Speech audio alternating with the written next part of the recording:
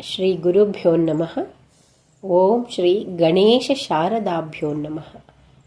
ಕಾತ್ಯಾಯನಾಯ ವಿದ್ಮಹೇ ಕನ್ಯಾಕುಮಾರಿ ಚ ಧೀಮಹಿ ತನ್ನೋ ದುರ್ಗಿ ಪ್ರಚೋದಯಾತ್.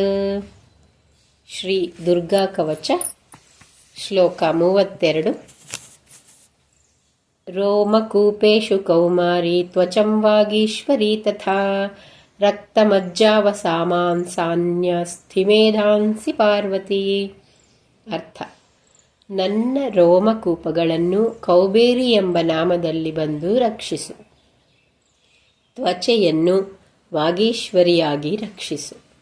ರಕ್ತ ಮಾಂಸ ಕೊಬ್ಬುಗಳನ್ನು, ಮೂಳೆ ಮೇಧಸ್ಸುಗಳನ್ನು ಪಾರ್ವತಿ ಎಂಬ ನಾಮದಲ್ಲಿ ಬಂದು ರಕ್ಷಿಸು.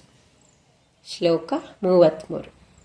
ಅಂತ್ರಾಣಿ ಕಾಲರಾತ್ರಿಶ್ಚ ಪಿತ್ತಂಚ ಮುಕುಟೇಶ್ವರಿ ಪದ್ಮಾವತಿ ಪದ್ಮಕೋಶೆ ಕಫೆ ಚೂಡಾಮಣಿಸ್ತಥಾ.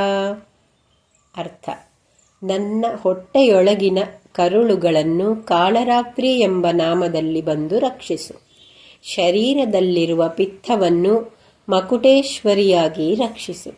ಜಠರ ಕೋಶವನ್ನು, ಹೃದಯ ಕೋಶವನ್ನು ಪದ್ಮಾವತಿ ಎಂಬ ಅಭಿಧಾನದಿಂದ ರಕ್ಷಿಸು. ಶರೀರದಲ್ಲಿರುವ ಕಫವನ್ನು ಚೂಡಾಮಣಿ ಎಂಬ ನಾಮದಲ್ಲಿ ಬಂದು ರಕ್ಷಿಸು. ಶ್ಲೋಕ 34. ಜ್ವಾಲಾಮುಖಿ ನಖಜ್ವಾಲಮಭ್ಯೇದ್ಯ ಸರ್ವಸಂದಿಷು ಶುಕ್ರಂ ಬ್ರಹ್ಮಾಣಿ ಮೇ ರಕ್ಷೇಚ್ಛಾಯಾಂ ಛತ್ರೇಶ್ವರಿ ತಥಾ. ಅರ್ಥ: ಜ್ವಾಲಾಮುಖಿ ದೇವಿಯು ಉಗುರುಗಳನ್ನು ರಕ್ಷಿಸು. ಉಗುರು ಸಂಧಿಗಳಲ್ಲಿ ಜ್ವಾಲೆಯೂ ಪ್ರವಹಿಸಿ ರಕ್ಷಿಸಲಿ. ನನ್ನ ವೀರ್ಯದಲ್ಲಿ ಬ್ರಹ್ಮಾಣಿ ದೇವಿಯು ರಕ್ಷಿಸಿ ಸದಾ ಶುದ್ಧ ಚಿತ್ತನನ್ನಾಗಿ ಮಾಡಲಿ. ನನ್ನ ಶರೀರದ ಪ್ರತಿಬಿಂಬವನ್ನು ಚಕ್ರೇಶ್ವರಿಯೂ ರಕ್ಷಿಸುತ್ತಿರಲಿ. ಶ್ಲೋಕ 35. ಅಹಂಕಾರ ಮನೋಬುದ್ಧಿಂ ರಕ್ಷ ಮೇ ಧರ್ಮಚಾರಿಣಿ ಪ್ರಾಣಪಾನೋ ತಥಾ ವ್ಯಾನಂ ಸಮಾನೋದಾನಮೇವ ಚ. ಅರ್ಥ: ಧರ್ಮರೂಪಿಣಿಯಾದ ದೇವತೆಯು ನನ್ನ ಅಹಂಕಾರವನ್ನು ಖಂಡಿಸಿ ದೇವಿಯ ಸಾತ್ವಿಕ ನಾಮಸ್ಮರಣೆಯ ಕಡೆಗೆ ಕೊಂಡೊಯ್ಯಲಿ.